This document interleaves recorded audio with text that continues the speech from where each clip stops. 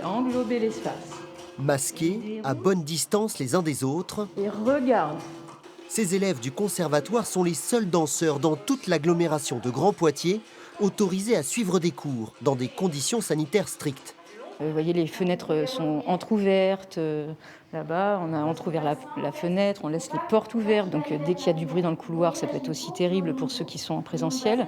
Des conditions difficiles, mais des cours quand même. Car cet enseignement fait partie du programme scolaire de ces collégiens. Toute autre ambiance dans ce studio privé Poitevin.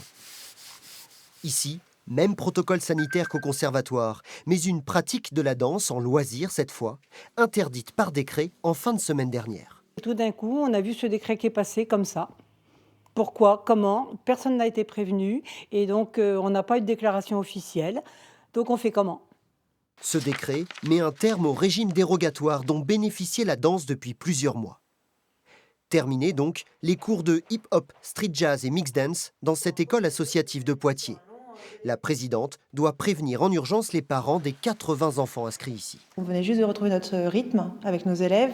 On a rouvert tout début janvier, après les vacances de Noël. Et puis voilà, le rythme venait juste de se reprendre, on venait juste de réinstaller le rythme. Et là, on apprend que c'est de nouveau suspendu. Suspendu, la danse dite de loisir, un casse-tête administratif, y compris pour le directeur du conservatoire. C'est très compliqué parce que parfois des incohérences, comme là, certains élèves du même âge, 6e, 5e, peuvent danser, mais ceux qui ne sont pas en classe emménagée, 6e, 5e, dans un autre collège ne peuvent pas. Pour les parents, pour les élèves eux-mêmes, c'est difficile à faire comprendre.